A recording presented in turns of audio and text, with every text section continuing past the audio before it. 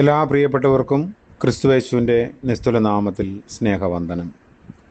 ഇന്നത്തെ നമ്മുടെ ധ്യാനത്തിനായി വിശുദ്ധ മത്തായി എഴുതിയ സുവിശേഷം 22 അധ്യായം 17 മുതൽ 22 വരെ. മത്തായി 22:17 മുതൽ 22 വരെ. നിനക്ക് എന്തു തോന്നുന്നു? കൈസർക്ക് കരം കൊടുക്കുന്നത് വിഹിതമോ അല്ലയോ എന്ന് പറഞ്ഞു തരണമെന്ന് പറയിച്ചു. യേശു അവരുടെ ദുഷ്ടത അറിഞ്ഞു. കപടഭക്തിക്കാരെ, എന്നെ പരീക്ഷിക്കുന്നത് എന്ത്? കരത്തിനുള്ള നാണയം കാണിപ്പീൻ എന്ന് പറഞ്ഞു. അവർ അവൻ്റെ അടുക്കൽ ഒരു വെള്ളിക്കാശ് കൊണ്ടുവന്നു. അവൻ അവരോട്, ഈ സ്വരൂപവും മേലെഴുത്തും ആരുടേത് എന്ന് ചോദിച്ചതിന്, കൈസരുടേത് എന്നവർ പറഞ്ഞു. എന്നാൽ കൈസർക്കുള്ളത് കൈസർക്കും ദൈവത്തിനുള്ളത് ദൈവത്തിനും കൊടുപ്പീൻ എന്ന് അവൻ അവരോട് പറഞ്ഞു. അവർ കേട്ട് ആശ്ചര്യപ്പെട്ട് അവനെ വിട്ട് പൊയ്ക്കളഞ്ഞു. കർത്താവിൻ്റെ പരിശുദ്ധ നാമം വാഴ്ത്തപ്പെടട്ടെ.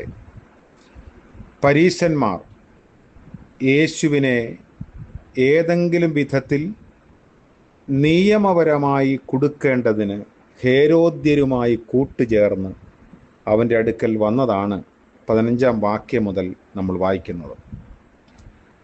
ആദ്യത്തെ ഭാഗത്ത് കർത്താവിനെ നല്ലവനെന്നും നീതിയുള്ളവനെന്നും ഒക്കെ പറഞ്ഞ് ഒന്ന് സുഖിപ്പിച്ചതിന് ശേഷമാണ് ഈ ചോദ്യം. കരം കൊടുക്കുന്നതാണ് ഇവിടുത്തെ വിഷയം.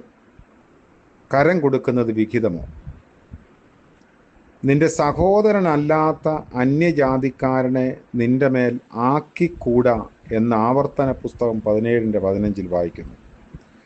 ഈ പ്രമാണം ഇവിടെ കരം കൊടുക്കരുതെന്നുള്ള നിലയിലുള്ള ചിന്തയിലേക്ക് അവരെ കൊണ്ടുവന്നു. അസീറിയ, ബാബിലോൺ, പേർഷ്യ, ഈജിപ്റ്റ് ഇവർക്കെല്ലാം അവർക്കപ്പം കൊടുത്തു വന്നതായി ചരിത്രമുണ്ട്. ഇങ്ങനെ കുടുക്കു ചോദ്യത്തിന് അവരുടെ മനോഗതത്തിന് അനുസൃതമായ ഉത്തരം കിട്ടിയതുകൊണ്ട് കർത്താവിനെതിരെ ജനത്തെ ഇളക്കി വിടാനും പ്രശ്നങ്ങൾ സൃഷ്ടിക്കാനും കഴിയുമെന്ന് അവർ ചിന്തിച്ചു.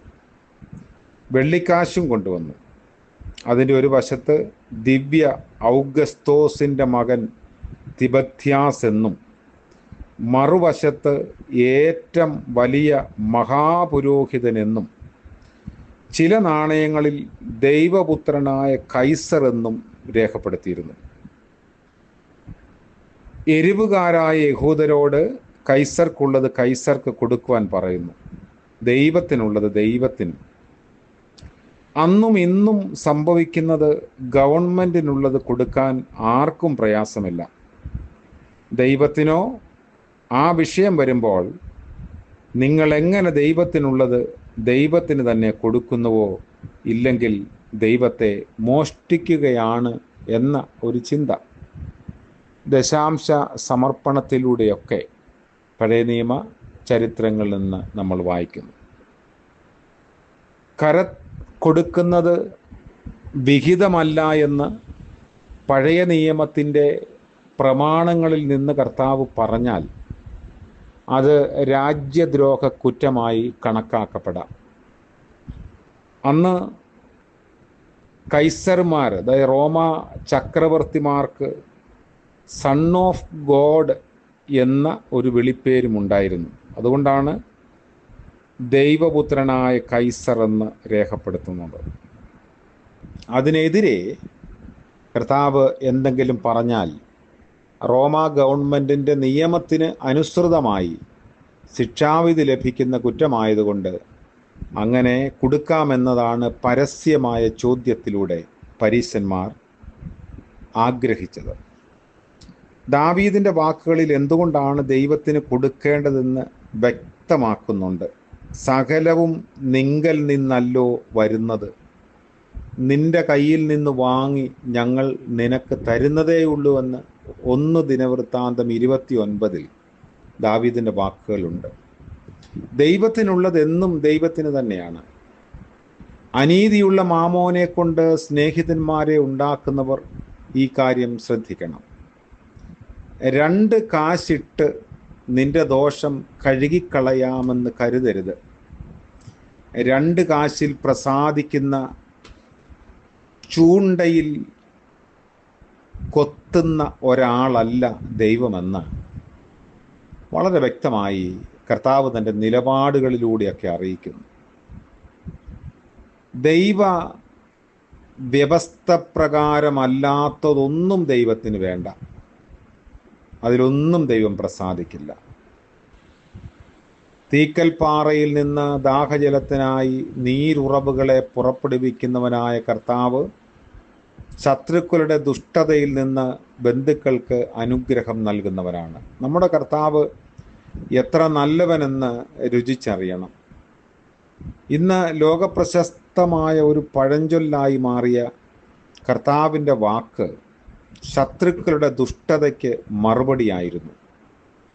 അന്ന് അങ്ങനെ അവർ ചോദിച്ചത് വളരെ നന്നായി.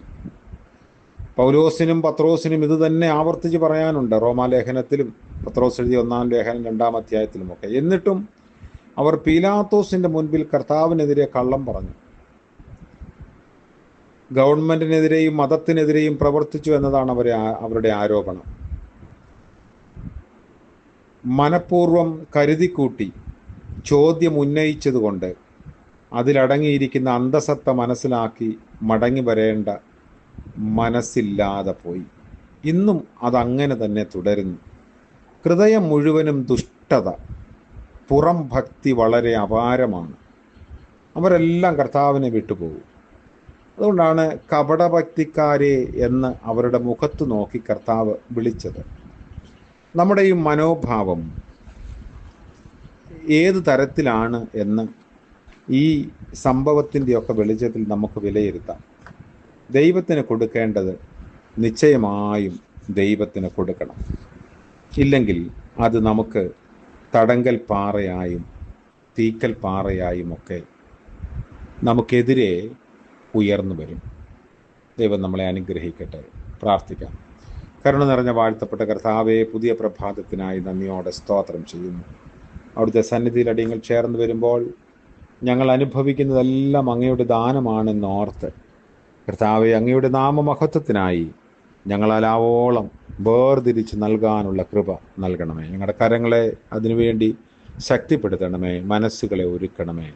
ഇന്ന് പകൽക്കാലം അങ്ങനെ ഒരു തീരുമാനത്തിലൂടെ ജീവിപ്പാൻ ഞങ്ങളെ സഹായിക്കണമേ. അവിടുന്ന് ഞങ്ങൾക്ക് സമ്പന്നനായി കൂടെയുള്ളത് കൊണ്ട് സ്തോത്രം.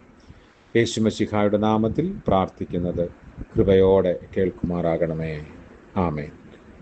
സകല ബുദ്ധിയെയും കവിയുന്ന ദൈവത്തിൻ്റെ കൃപയും നീതിയും നമ്മോടുകൂടെ ഇന്നും എന്നേക്കും ഉണ്ടായിരിക്കുമാറാകട്ടെ.